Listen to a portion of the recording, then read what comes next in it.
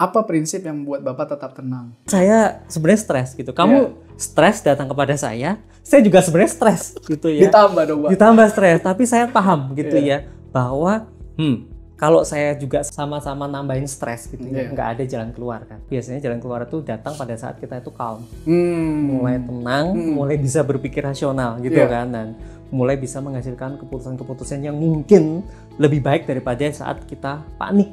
Boleh nggak sih kita bergantung pada diri sendiri, Pak? Harusnya kita nggak bergantung sama diri sendiri gitu ya. Kan di Alkitab udah jelas sekali dilakukan, jangan bermegah. Jangan bermegah. Untuk hal apapun juga kan. Tuhan itu center dari segala sesuatu. Keberhasilan kita, gitu, kegagalan kita, centernya Tuhan kan. Bapak Cahyo Prihadi, beliau adalah seorang profesional dan praktisi yang telah berkarir selama lebih dari 20 tahun di bidang development. Beliau saat ini berjemaat di GKI Cawang dan akan melayani sebagai penatua. Sudah melayani, yaitu 23 Maret yang lalu. Kenapa ada analogi menjadi pelayan, Pak? Untuk orang yang ingin menjadi besar di antara orang lain, harus dia menjadi pelayan. Yesus melayani siapa? Tujuan datang Yesus ke dunia itu kan melayani. Besi menajamkan besi, orang menajamkan sesamanya. Gitu ya. Jadi itu harus kita lakukan. Itu kewajiban. Sekarang pertanyaannya adalah, ketika kita bersinar, siapa yang sebenarnya bersinar? Oke. Kita atau Tuhan kita? Kalau kita yang bersinar, salah. Oke, something is. Makanya saya lebih suka menghargai orang yang punya purpose untuk pekerjaan gitu. Atau apapun di kehidupan. Iya. Gitu ya. Bukan passion ya? Bukan hanya passion. Passion akan membakar sementara waktu, tapi kalau bahan bakarnya habis, selesai. Tapi purpose-nya tercapai nggak? Berapapun waktu kita bertemu orang, manfaatkan dengan baik. Manfaatkan dengan baik untuk dia melihat pekerjaan-pekerjaan Tuhan di dalam hidup kita. Gitu. Apapun itu, mungkin cuma beberapa perkataan gitu.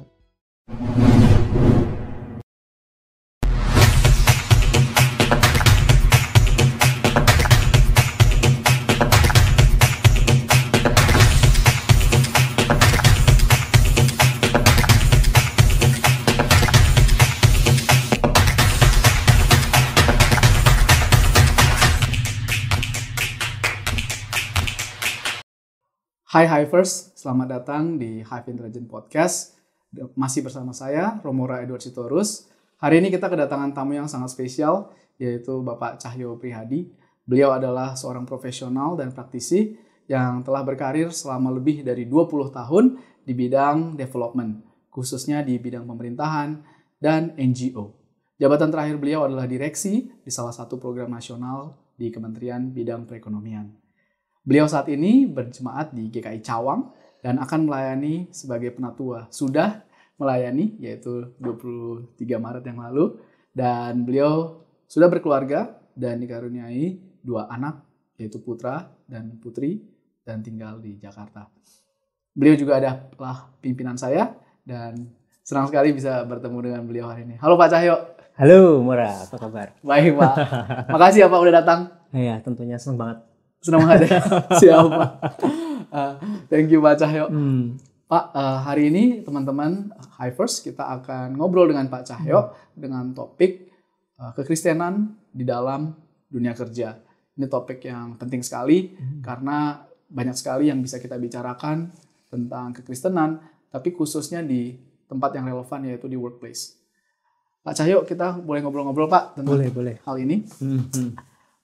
Banyak sekali orang bilang bahwa saat ini kita menghadapi masalah lost generation, di mana banyak sekali anak muda ataupun orang Kristen yang kehilangan makna dan tujuan dalam bekerja. Mereka kehilangan teladan, mereka juga sangat terasing gitu ya, karena mereka mungkin tidak bergaul dengan orang-orang yang tepat, dan konsep kekristenan jadi seringkali kabur begitu Pak.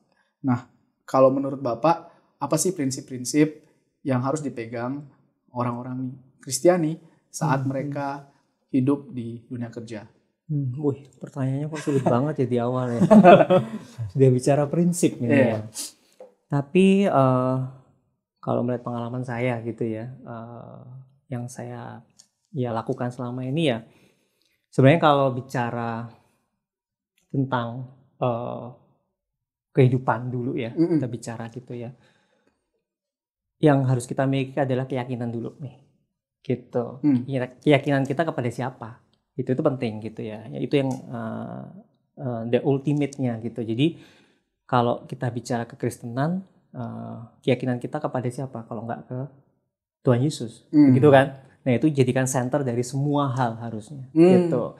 Dan kalau bicara makna gitu ya, kehilangan tujuan gitu ya, segala macam gitu, itu sebenarnya kembali lagi nih ke keyakinan kita gitu ya. Selama ini kamu apakah meyakini Tuhanmu dengan benar begitu ya. Karena kalau kita meyakini berarti kita menghidupinya. Kita paling enggak berupaya menghidupinya. Betul. Gitu ya. Apa yang sudah diajarkan. Jadi saya yakin dari mulai mempelajari gitu ya apa yang diajarkan oleh Tuhan kita gitu ya. Itu minimal kamu bisa punya satu tujuan gitu ya untuk kehidupan ke depan gitu ya. Karena ultimate-nya tujuan creator kita apa sih gitu ya. Kalau enggak memuliakan dia kan gitu ya. Dari awal kita dilahirkan sampai kita mati gitu kan. Yang kita nggak tahu kapan itu terjadinya kan. Betul, nah, betul. So itu mungkin start dari situ aja. Kalau kita mau cari makna kehidupan kita gitu ya. Seperti itu. Sebelum sampai ke prinsip. Betul. Kalau bicara prinsip, oke, ini panjang nih. Betul. 2 SKS. Ada banyak ya Pak? Iya, ada banyak. Baik Pak. Menarik sekali bahwa orang kadang-kadang nggak menyadari atau nggak meyakini ya Pak ya tentang penciptanya gitu. Dan mereka nggak mencari penciptanya. Sebenarnya kalau mereka meyakini, udah jelas sekali di dalam Alkitab itu ada tentang buah-buah roh, kasih, sukacita, damai sejahtera, kesetiaan, kesabaran, penguasaan diri, kelemah lembutan. Ini kan semua prinsip-prinsip atau hal-hal yang mungkin bisa satu dan lain diterapkan sebagian di dunia kerja gitu Pak. Tapi apa sih Pak yang buat anak-anak muda atau orang-orang yang sudah bekerja lama tapi tetap saja kelakuannya itu nggak seperti prinsip-prinsip yang dia tahu atau pernah tahu dulu, cuman kelihatannya udah nggak tahu lagi Pak. Yang saya yakini adalah kehidupan itu proses ya. Kita nggak boleh ngejudge gitu ya, people gitu ya. By it's what we know itu journey-nya dia gitu ya. Buat saya itu proses karena orang bisa aja dari awal baik tiba-tiba jatuh gitu kan, dan jatuh terus gitu. Ada yang dari startnya mungkin bumpy gitu ya, kemudian dia naik gitu ya. Saya mempercayai itu. Karena setiap manusia pasti punya relationship gitu ya dengan Tuhan. Gitu ya, punya hubungan pribadi yang entah dia mau mengakui atau enggak. Kalau kita di dunia kekristenan nih, kita percaya bahwa Tuhan Yesus tuh mengasihi semua orang. Ya, dan kita tuh sampai apa istilahnya penghargaan terhadap kita manusia adalah seperti biji mata Tuhan sendiri kan, sebenarnya sangat menghargai. Jadi saya percaya semua orang punya tempat di hati Tuhan, gitu ya. Jadi kalau bicara ke situ ya, gitu ya, bagaimana Tuhan menghargai dia sebegitunya, gitu ya. Pasti Tuhan tolong, gitu ya. Pasti tolong dengan segala cara. Diajak gitu, terus, diajak terus gitu ya, untuk bangkit lagi, gitu ya. Terus saya juga meyakini ketika kita bicara proses gitu ya. Proses itu bisa dimulai dari diri sendiri, tapi juga bisa dimulai dari orang lain. Nah sekarang pertanyaannya adalah, kalau kita melihat sesuatu yang terjadi dengan teman kita, sahabat kita, bukannya kita yang tanda kutip orang lain itu juga harus membantu gitu, seperti itu. Kalau kita memang merasa bahwa kita mencoba menjadi channel ya, atau menjadi alat, instrumen untuk kerajaan Allah. Jadi saya ingat nih satu ayat gitu ya di Matius 6 ayat 33 ya. Cara dahulu kerajaan Allah, makanya semuanya akan ditambahkan kepadamu gitu kan. Jadi apapun itu ya kita mencoba mencari dulu kerajaan Allah gitu ya. Maka semuanya akan ditambahkan. Tapi juga yang terkait adalah yang dari satu ayat di Yohanes 14 gitu ya. Yang bicara akulah jalan dan kebenaran dan hidup itu ya. Dan juga kalau barang siapa yang mau percaya kepadaku ya gitu. Ya kamu selamat gitu kan. Tapi juga ada yang bicara di situ ayatnya, paling enggak percaya aja sama pekerjaan-pekerjaanku yang kamu tadi bilang buah-buah roh gitu ya. Nah, udah Seperti jadi kalau sebagai seorang Kristen ya kita harus bisa melakukan pekerjaan-pekerjaan serupa yang Tuhan Yesus lakukan gitu. Jadi alat untuk orang lain bisa melihat ya. Orang mungkin nggak ngelihat Yesus dulu. Iya. Atau minimal nggak ngelihat kita dulu ya yang mencoba melakukan pekerjaan-pekerjaan baik. Tapi minimal orang bisa melihat buah dari pekerjaan kita apa. Iya kan? Kalau dia melihat pekerjaan kita baik gitu ya. Ya semoga dia terinspirasi gitu ya untuk kembali bangkit gitu kan, seperti itu. Wah, menarik sekali, Pak. Iya. Jadi seperti yang Bapak bilang tadi, bagaimana kita berbuat untuk orang lain. Saya sendiri waktu kerja dengan Bapak tuh sering sekali terinspirasi dari ketenangan Bapak saat bekerja. Banyak hal yang mungkin berita-berita yang tidak sesuai dengan harapan, tapi Bapak tetap tenang, begitu.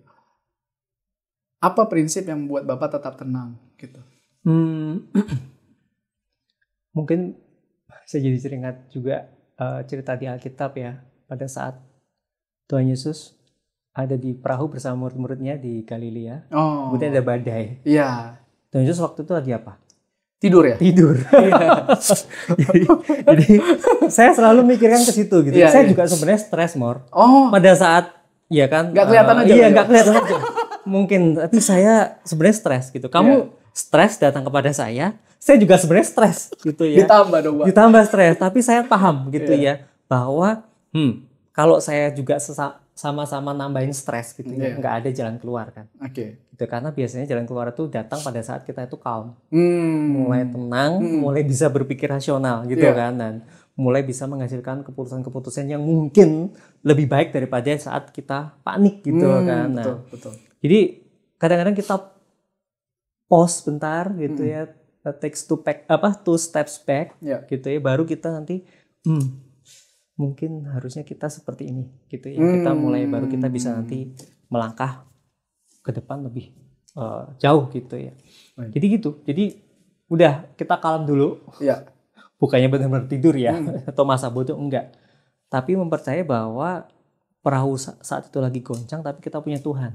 Even dia di cerita itu tidur, tapi Tuhan itu sebenarnya tahu gitu ya. Gitu. Dan badai itu udah gitu ya, pasti akan dilewati. Dia cuma menguji iman kita ya, Pak. Menguji iman kita. Makanya dia waktu dipanggil ya oleh murid-muridnya, ini tolong Tuhan, kok kamu nggak percaya sih? Gitu. Nah, jadi ya saya mencoba kayak seperti itu karena selalu ada pertanyaan terus mengiang-ngiang di saya gitu ya, karena dalam setiap hal apapun, Nor, selalu satu pertanyaan tuh buat saya gitu, ketika saya sedang memutuskan sesuatu atau sedang mencoba mengerjakan sesuatu atau mau menyampaikan sesuatu gitu ya, what would Jesus do if gitu, kayak gitu-gitu. Jadi itu aja sih pikiran saya terkait pekerjaan ya, terkait kehidupan mungkin keluarga, terkait juga masalah-masalah di luar gitu ya. Itu selalu aja back to what the would question, Jesus do, ya? What would Jesus do? Wow. Gitu aja sih sebenarnya. Mungkin membantu ya. Ya kita mungkin kadang-kadang juga melakukan hal-hal yang mungkin enggak seperti yang Yesus lakukan gitu. Tapi paling enggak itu jadi refleksi gitu ya. Jadi enggak langsung mengambil keputusan pada saat tekanan itu datang, tapi mungkin lebih keluar dulu gitu ya dari zona itu, berdoa gitu ya, atau apapun yang Tuhan lakukan kan seperti itu kan pada saat dia di Getsemani ya. Jadi mencoba untuk lebih refleksi ya, diam gitu ya, dan mencari mencari Tuhan gitu ya, untuk solusi yang mungkin bisa lebih baik ditawarkan. Ya, Pak. Nah, ada juga kasus nih, Pak, di mana anak-anak Kristen itu ternyata berusaha dengan sekuat tenaga untuk mencapai sesuatu. Misalkan ingin dapat pekerjaan atau ingin promosi atau ingin meraih suatu beasiswa gitu. Tapi ketika tidak dapat, mereka kecewa karena mereka sangat bergantung pada dirinya sendiri.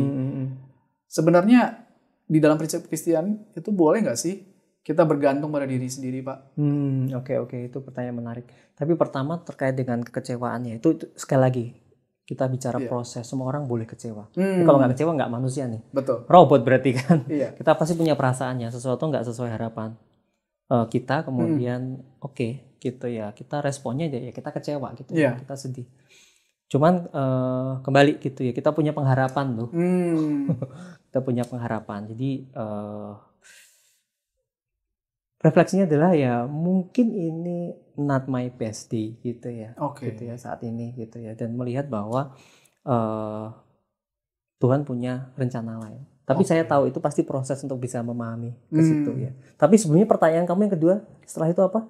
Apakah suatu kekecewaan itu berarti memang orang ini berusaha dengan kekuatan sendiri? Apakah boleh bergantung pada diri sendiri? Apakah memang itu memang harus gitu? Atau sebenarnya kita harus bergantung pada hal lain?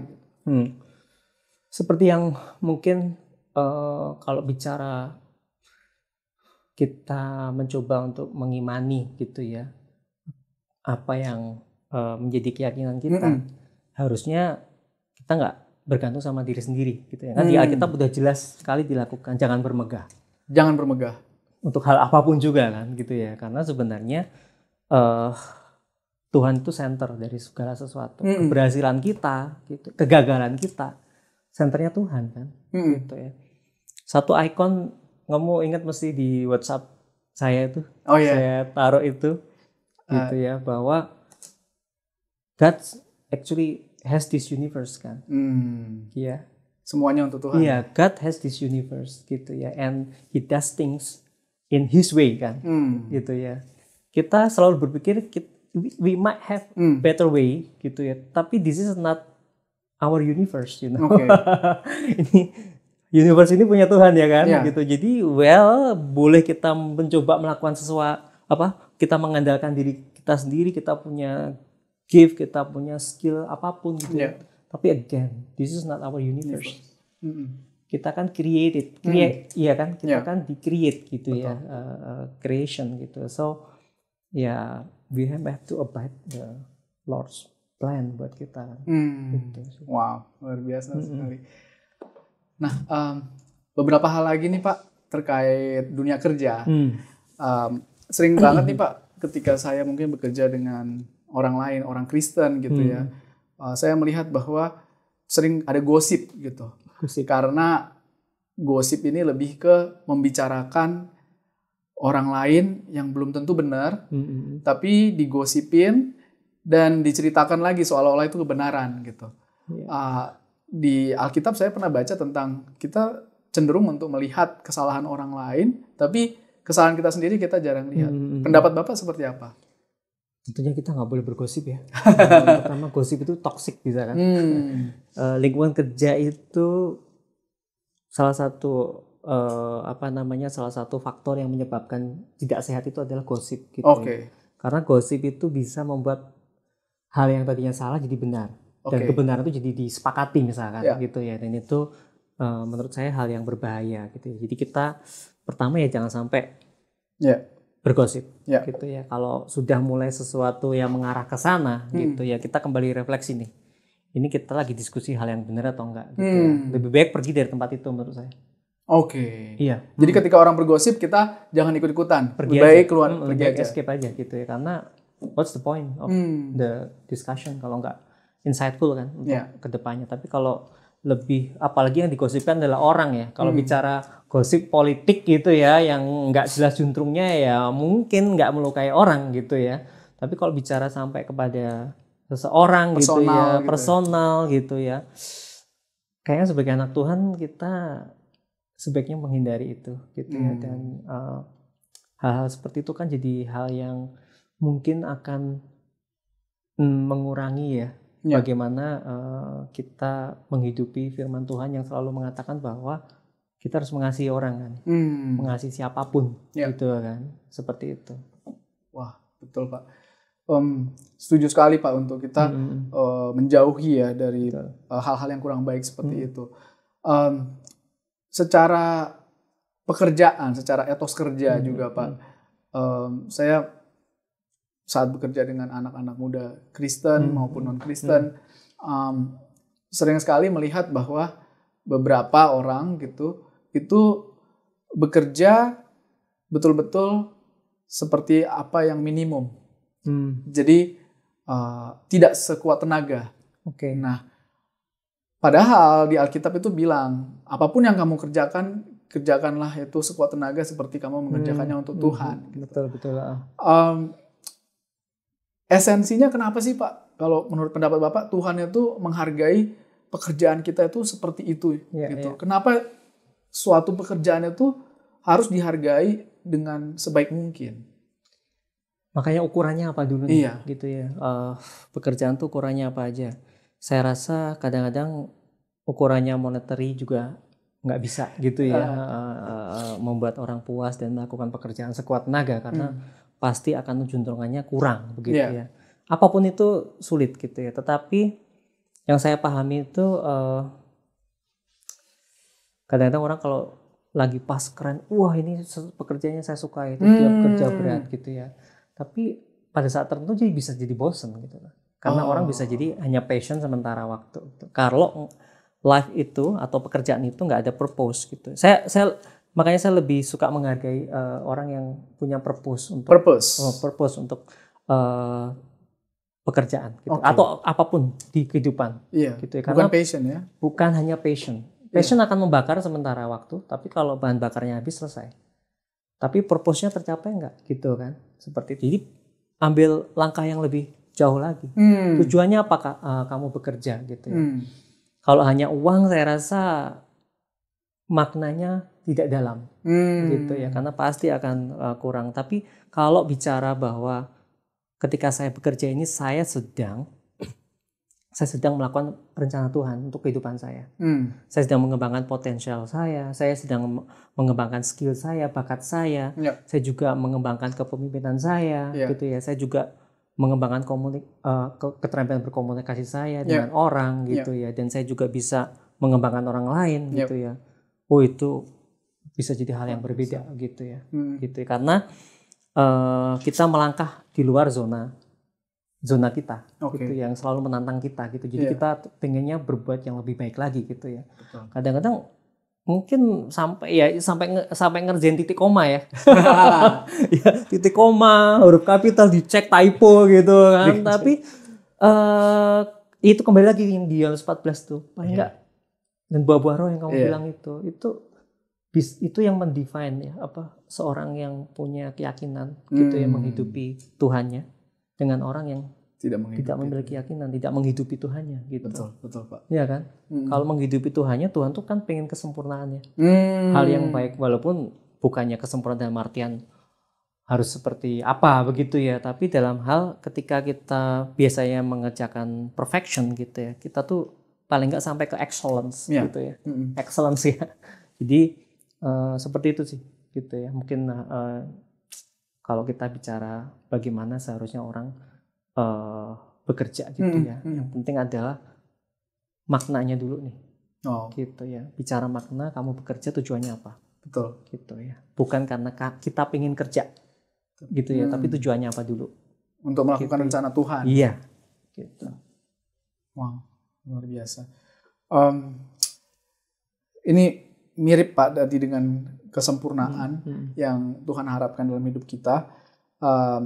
Ada juga ayat di Alkitab yang bilang soal hendaknya terangmu bercahaya di depan orang. Saya refleksi mungkin ke beberapa pengalaman diri saya gitu ya. Ada saatnya di mana saya itu nggak ingin terlalu bercahaya. Mungkin pemahaman saya juga kurang tepat atau mungkin perlu diperbaiki Pak. Tapi biasa-biasa aja. Nggak usah terlalu berpengaruh. Cukup normal-normal saja, biasa-biasa aja. Apa sih gunanya terlalu berpengaruh gitu ya. Padahal ketika saya refleksi lagi, saya mendapati bahwa ketika saya biasa aja, itu justru saya nggak puas gitu. Saya seperti merasa bersalah karena saya tahu apa yang baik, bersinar, tapi saya nggak bersinar. Gitu. Nah, oleh karena itu, saya mencoba lebih baik. Kalau Bapak sendiri, bagaimana sih Pak tipsnya supaya orang bisa mengalahkan rasa untuk melakukan hal yang biasa gitu dan mulai bersinar gitu Pak? Ini pertanyaan yang cukup challenging juga sih ya. Tapi yang saya tahu yang dilakukan Tuhan Yesus itu apa sih? Iya. Gitu ya. Ketika dia bicara hendaklah terang bercahaya. Iya. Sebenarnya dia lagi bicara sebenarnya apa yang sudah diajarkan gitu ya. Jadi bukan, jadi yang kita kembali ke kata-kata bermegah gitu ya. Bukan tujuannya, apakah tujuan kita bersinar itu adalah untuk kita sendiri atau untuk sesuatu yang lain? Iya. Kan itu ceritanya seperti itu ya. Kalau kita bicara yang bersinar Tuhan di dalam diri kita, wow, itu yang harus dilakukan mungkin ya. Jadi itu sinar Tuhan yang kita pancarkan gitu, lewat hidup kita. Karena kita mencoba mengerjakan karya-karya Tuhan dalam hidup kita, itu kita nggak melakukan sesuatu pun itu pasti akan membuat orang lain melihat gitu. Yang tadi kita bicara pekerjaan-pekerjaan Tuhan ya, buah-buah roh gitu, betul, ya, buah-buah roh gitu ya, kemudian pekerjaan-pekerjaan yang karya-karya dia gitu ya, itu semua terrefleksi dari apa yang kita lakukan. Jadi bukan, nah sekarang pertanyaannya adalah ketika kita bersinar, siapa yang sebenarnya bersinar? Oke. Kita atau Tuhan kita? Kalau kita yang bersinar, salah. Oke, something is wrong gitu ya, perhaps need to be corrected. Tapi kalau yang bersinar Tuhan, it's good gitu ya, karena orang jadi melihat bahwa bicara afirmasi nih gitu ya, bahwa kita juga istilahnya benar-benar dilihat orang menghidupi apa yang kita yakini gitu. Jadi orang mungkin jadi lebih tertarik nih gitu ya untuk belajar dari seorang Mora nih, seperti itu, karena yang Mora sudah apa istilahnya bercahaya gitu, betul. Yang Mora tampilkan adalah saluran cahaya Tuhan. Iya gitu. Wow. Iya benar juga ya Pak. Selama ini saya melihatnya cahaya itu cahaya mungkin diri sendiri, tapi sebenarnya itu cahaya Tuhan yang disalurkan lewat kita. Wah, betul. Menarik sekali perspektifnya. Menarik sekali Pak Cahyo. Terkait dunia kerja, tadi kita bahas soal kekecewaan sempat ya Pak. Banyak orang yang nggak bisa lepas dari kekecewaan. Akhirnya bahkan menjadi trauma begitu. Bahwa aku dulu mungkin pernah mengalami lingkungan kerja yang mengecewakan. Saat dia masuk ke lingkungan kerja yang baru, walaupun lingkungan kerjanya positif, tapi dia menutup diri gitu dan akhirnya kecewa lagi. Padahal ada di Alkitab yang mengatakan bahwa aku melupakan apa yang di belakangku dan mengarahkan diri pada apa yang di hadapanku. Bagaimana sih Pak tipsnya untuk orang bisa mengarahkan diri pada apa yang ada di hadapannya? Karena mengalahkan trauma itu kan seringkali sangat sulit gitu. Iya. Menurut saya kembali ke proses ya. Kita harus mempercayai proses. Dan kecewa itu alami, manusiawi juga gitu. Jadi bukan hal yang tabu untuk kecewa. Kecewa berat gitu ya, boleh. Tetapi ingat bahwa kita punya, tahu kan, yang iman, pengharapan, kasih ya, pengharapan gitu.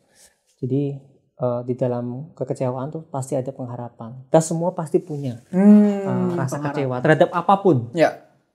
Kan peran kita tuh di berbagai hal tuh kan banyak ya. Contohnya kamu punya peran sebagai ayah untuk si Riley, untuk anak ya. Kemudian kamu punya peran sebagai suami, kamu punya peran sebagai abang, kamu punya peran sebagai anak, kamu punya peran sebagai tetangga, kamu punya peran sebagai rekan kerja. Jadi saya jadi ingat bukunya Jeff Bridges ya, Who Am I gitu ya, Who I Am atau Who Am I, saya lupa, bicara bahwa di setiap peran itu gitu ya, kita harus bisa menghidupi role peran-peran itu ya sesuai dengan yang Tuhan Yesus mau gitu. So bicara kekecewaan itu pasti ada pada saat kita menjadi suami. Sering ya. Pada saat kita menjadi ayah gitu ya, sebagai anak, sebagai kakak gitu, sebagai kerja, sebagai bawahan, sebagai atasan, pasti ada kekecewaan gitu. Pasti ada hilang gitu ya. Tapi kembali lagi gitu ya, bahwa kita punya purpose gitu ya. Ketika kita punya purpose, kita jadi bisa diingatkan lagi gitu kan. Kita bisa kembali berefleksi gitu ya. Apakah kekecewaan itu semakin menjauhkan diri kita dari tujuan atau enggak? Gitu ya. Justru kalau kita memandang positif, ya saya kecewa. Tapi mungkin ini kekecewaan itu menjadi pelajaran berharga saya gitu ya, untuk saya sampai ke tujuan saya. Wow. Gitu ya. Salah satu tujuan kita misalkan kita ingin punya hati yang luas untuk permintaan maaf misalkan, atau hati yang luas untuk menerima segala sesuatu, bahwa segala sesuatu itu ya pasti akan terjadi atas pengetahuan Tuhan kan. Nah, seperti hal kekecewaan gitu ya tuh. Oke, gitu ya, karena pasti Tuhan akan bisa jadi ini bukan harinya saya ataupun bukan apa yang saya mau ya, tapi ini yang Tuhan mau tuh sebenarnya berbeda dari apa yang saya mau. Justru kita bisa menguji diri kita sendiri waktu itu. Ya kan, apakah memang kekecewaan ini adalah kekecewaan yang karena tujuan itu atau kekecewaan itu sebenarnya itu diri saya sendiri aja sih sebenarnya yang kecewa gitu. Ya kan, kadang-kadang kita suka personal mendefine ya itu lebih kekecewaan ke ego kita yang merasa dikalahkan gitu ya, atau sesuatu yang sepertinya kitalah yang harusnya maju gitu. Kenapa dia gitu loh ya kan? Seperti itu selalu ada, tapi again gitu ya, itu proses gitu ya. Tapi ketika kita bisa menyadari itu, gitu ya, snap gitu kan. Itulah kedewasaan. Wow. Itulah maturity gitu ya. Jadi kita bisa paham gitu ya bahwa tujuan yang utama itu masih ada, dan itu memperkuat saya gitu ya. Seperti itu. Wah, menarik sekali Pak, sangat-sangat inspiring cara pandang Bapak terkait menanggapi kekecewaan. Dalam hal ini saat menanggapi kekecewaan, di mana kita punya banyak role tadi Bapak bilang, seorang Kristiani yang menghidupi prinsip-prinsip Kristiani juga dituntut untuk tidak hanya mencari keuntungan sendiri, melainkan keuntungan orang lain. Bahkan kalau bisa berdoa seorang untuk yang lain, dan juga menjadi pelayan di antara orang lain. Kenapa ada analogi menjadi pelayan, Pak? Untuk orang yang ingin menjadi besar di antara orang lain, harus dia menjadi pelayan. Bapak melihat analogi ini seperti apa? Back to Bible aja sih. Yesus melayani siapa? Yesus datang untuk siapa? Untuk kita kan, untuk orang-orang berdosa kan, gitu ya. Untuk bagaimana manusia bisa kembali gitu ya, manusia bertobat gitu ya, dan dia datang untuk menebus dosa kita gitu ya. Jadi tujuan datang Yesus ke dunia itu kan melayani. Apalagi yang harus kita bicarakan di sini gitu loh. Kalau kita ingin menghidupi Allah kita, Tuhan kita gitu ya, firman-firmannya yang ada di dalam firman Tuhan di dalam Alkitab, contoh melayani Tuhan Yesus tuh udah saya rasa nggak perlu lagi ya kan. Betul. Jadi kita buka Alkitab semuanya tentang pelayanan gitu ya. Bagaimana dan melayani itu kepada siapa? Kita kan nggak melayani kepada komputer, kepada bangunan atau apa. Kita melayani kepada siapa? Manusia kan. Orang lain gitu ya. Bagaimana orang lain supaya bisa bertumbuh gitu ya, melalui kita. Kalau kita bicara tadi di awal, menjadi instrumen gitu ya, instrumen untuk kerajaan Allah gitu ya, membuat orang lain yang melihat kita, dia merasakan sesuatu yang berbeda gitu ya, dan dia merasa diberkati gitu ya, jadi merasa bertumbuh. Itu apalagi yang kita mau bicarakan gitu ya. Jadi justru itu kebanggaan kita seharusnya gitu ya. Kita sudah mencoba melakukan pekerjaan Yesus. Mencoba mengikuti contoh Tuhan Yesus di dalam pelayanan dia gitu ya. Jadi menurut saya ya, besi menajamkan besi, orang menajamkan sesamanya gitu ya. Jadi itu harus kita lakukan gitu, itu kewajiban gitu ya. Saya ingat nih dulu waktu bekerja di kantor sebelumnya gitu ya, board saya itu pernah bilang gitu ya, board saya itu sampai ingat nama saya. Padahal kita baru pertama kali ketemu. Gitu ya. Saya juga masih intern, masih orang baru masuk. Tapi pada saat ada pertemuan gitu ya, yang datang hadirnya banyak gitu ya, staf-staf baru gitu ya, saya termasuk di dalamnya gitu ya, dan dia menyapa dan dia langsung tahu nama saya. Gitu ya. Itu hal yang buat saya langsung, kok Bapak tahu nama saya? Ya saya mencoba mengingat kamu, gitu ya. Oke, gitu ya. Beliau sudah tua, gitu ya. Umurnya mungkin sekarang udah 80-an, gitu ya. Tapi dia mencoba mengingat semua orang. Dan dia memang hafal semua orang. Wow. Dan beberapa story yang dia tahu ketika berjumpa dengan orang itu. Jadi sampai sekarang saya masih mengingat itu dan mencoba melakukannya, gitu ya. Ya Bapak ingat ya nama semua orang. Saya mencoba mengingat, gitu ya. Saya mencoba mengingat. Karena apa? Mereka visible kan. Iya. Seperti Tuhan tuh kayaknya tidak pernah melihat orang lain invincible kan? Pada saat pelayanannya. Semua orang dilihat.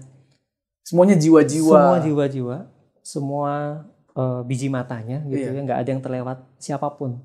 Jadi saya merasa, kalaupun saya nggak inget pun, misalkan orang baru pun, minimal ketika saya bicara dengan seseorang, saya cuma bicara 1 menit aja, tapi dia bisa melihat Tuhan saya dalam diri saya, gitu.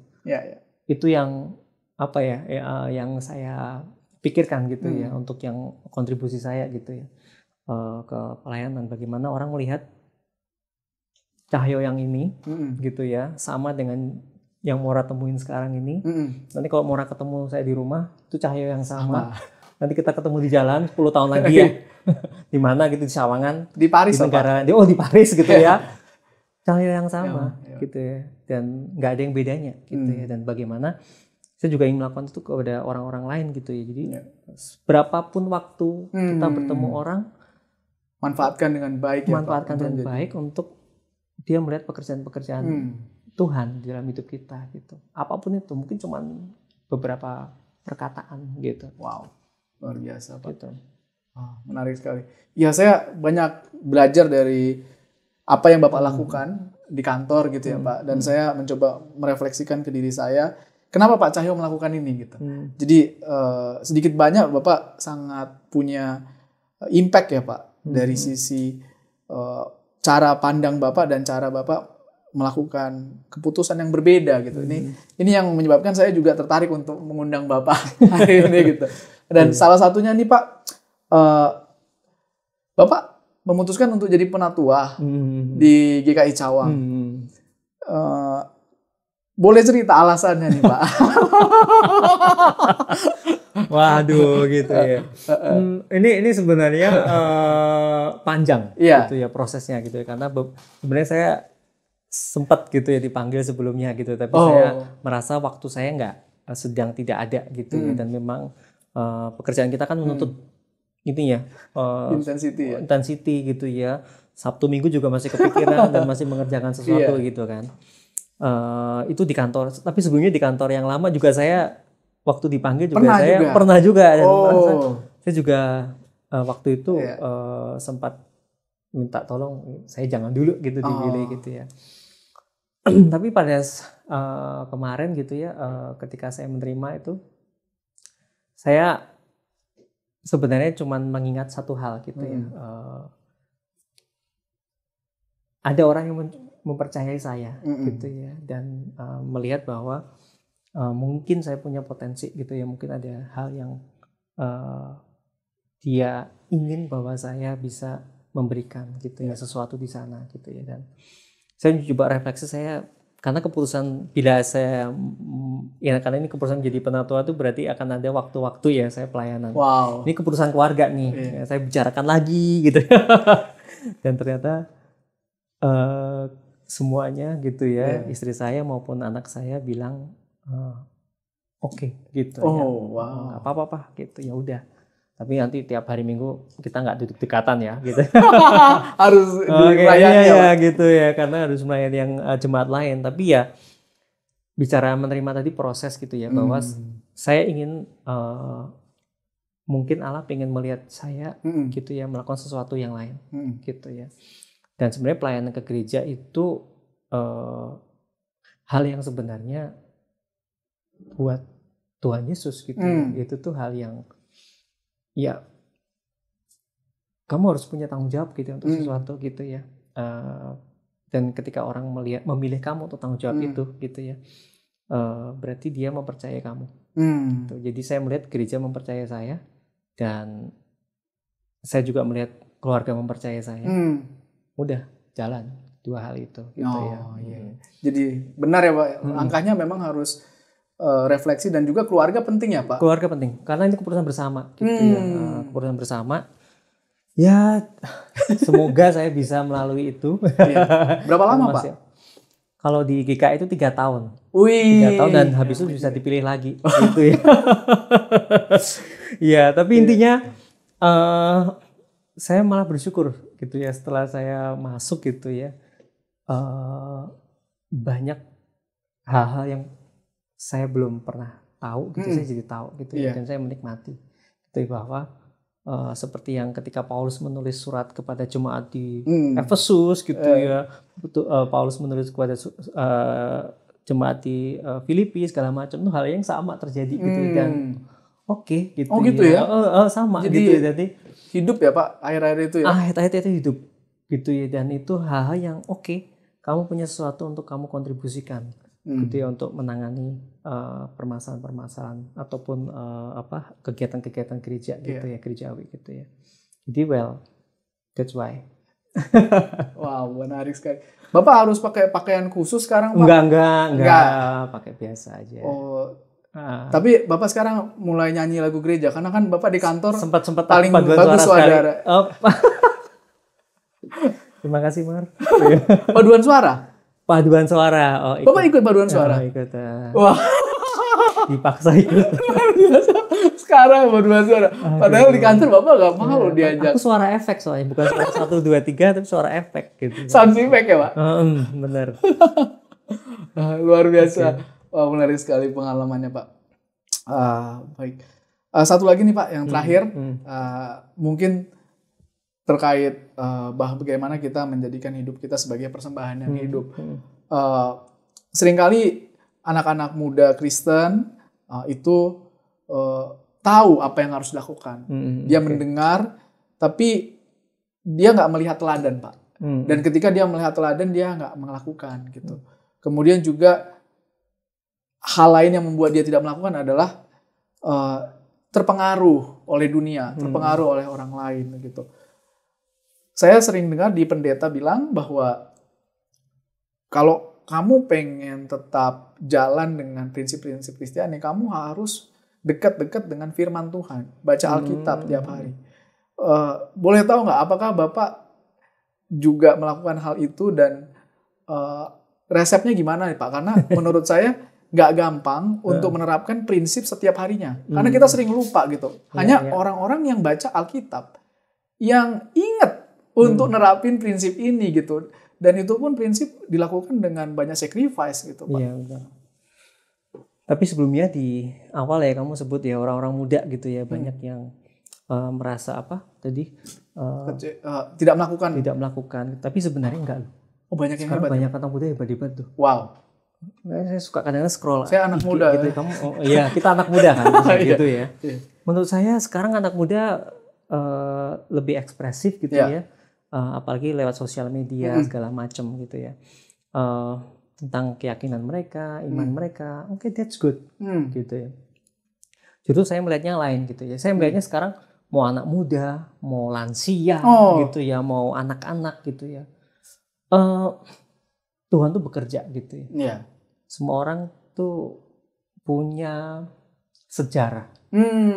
Dengan hubungannya dengan Tuhan gitu ya, dan dimulai dari umur berapapun kita nggak tahu. Dan saya melihat, saya juga belajar dari banyak anak-anak muda di situ, di Instagram gitu ya, di YouTube gitu ya. Wow, mereka bisa mengekspresikan iman mereka melalui lagu ataupun melalui refleksi kehidupan mereka gitu ya. Tapi semua orang menurut saya gitu ya. Nah, bicara nanti yang kedua, baca Alkitab tiap hari gitu ya. Kita bicara kembali lagi gitu ya. What would Jesus do gitu ya? Dan this is his universe kan gitu ya. Dan kalau kita mau mengikuti dia, ya kita hidup dengan cara-cara dia kan. Cara-cara dia seperti apa? Tuhan Yesus hafal loh. Hafal loh. Firman Tuhan. Lebih hafal dari ahli Taurat ya. Lebih hafal dari ahli Taurat. gitu. Bagaimana dia manusia kan? Dia manusia, Pak. Berarti dia membaca. Wah. Dia tahu di mana ayat-ayat itu ada, gitu ya. Dan dia bisa berdiskusi dengan para pemimpin agama, gitu ya. Berdebat begitu ya. Kalau dia tidak membaca, bagaimana dia tahu, gitu ya. Itulah knowledge, gitu ya. Jadi menurut saya ya, sorry, kita memang harus, mungkin itu kita nggak bisa hack caranya. Tapi memang tetap harus membaca, gitu ya. Saya pun juga kembali membaca. Sekarang baru sampai keluaran barusan nih gitu. Keluaran ya. Rangkaian lagi gitu ya. Baru sampai Tuhan menuntun orang Israel keluar dari Mesir gitu ya. Tapi intinya dengan membaca kita jadi tahu gitu ya. Oh iya, sejarahnya seperti ini ya gitu ya. Saya tahu Tuhan saya seperti apa kalau nggak saya membaca sendiri. Mungkin mendengar baik, tapi mendengar nggak terstruktur kadang-kadang. Kadang-kadang ibadahnya bicara gitu ya, tentang kerendahan hati, itu kemudian bicara tentang akhir zaman gitu ya, kemudian bicara tentang uang gitu ya. Ini nggak terstruktur, tapi semua bagus gitu ya. Maksud saya kalau kita ingin memahami sejarah gitu ya, dan kita ingin dekat sama Tuhan kita, ya kita baca apa yang dia tulis kan. Bukannya harusnya gitu ya, gitu ya. Dan kita mencoba mengenal dia dari nabi-nabi gitu ya, yang mengalami karya Tuhan pada saat itu gitu ya, sampai dengan selesai. Nggak ada cara lain sih menurut saya. Pernah baca Alkitab penuh, Pak? Pernah. Wah, pernah, Pak? Ini yang kali ketiga. 3 kali baca Alkitab dari awal sampai akhir. Sampai akhir. Wow, gitu. Luar biasa nih teman-teman. Jadi saya juga melakukannya 1-2 pasal setiap hari. Ya, itu bisa selesai ya? Bisa selesai. Yang pertama saya menyelesaikan waktu kuliah, yang kedua pada saat saya bekerja, yang ini juga pada saat kita bekerja kan. Jadi mencoba menyelesaikan 1-2 pasal tiap hari. 1-2 pasal tiap hari aja ya, Pak ya? Tiap hari, rutin aja. Kan kita nggak ada tenggat waktu. Emang apa yang membuat kita mengejar target, kehidupan Pak? Kita gitu kan? Ya selalu ada target gitu kan, tapi saya rasa 15 menit setiap hari mau hurt you. Betul. 15 menit setiap hari tidak akan hurt kita, guys. Jadi baca Alkitab buat mereka yang Kristen ya. Silakan ini dipraktekkan. Semoga lebih tenang dalam bekerja, lebih optimis, punya harapan ya, Pak. Punya harapan. Iman, pengharapan dan kasih ya, Pak. Betul. Luar biasa. Terima kasih banyak Pak Cahyo udah datang dan sharing nih tentang pengalaman hidupnya. Kita sangat terberkati ya sebagai profesional Kristen, banyak belajar dari apa yang Bapak sharing dari pengalaman hidup Bapak. Teman-teman Hivers, semoga dapat pelajaran juga yang berharga dari podcast kali ini dengan Hive Intelligence. Kita akan ketemu lagi di waktu-waktu sebelum ini. Setelah ini kita akan diskusi dengan pembicara yang luar biasa juga. Stay tune terus di podcast Hive Intelligence. Bye-bye.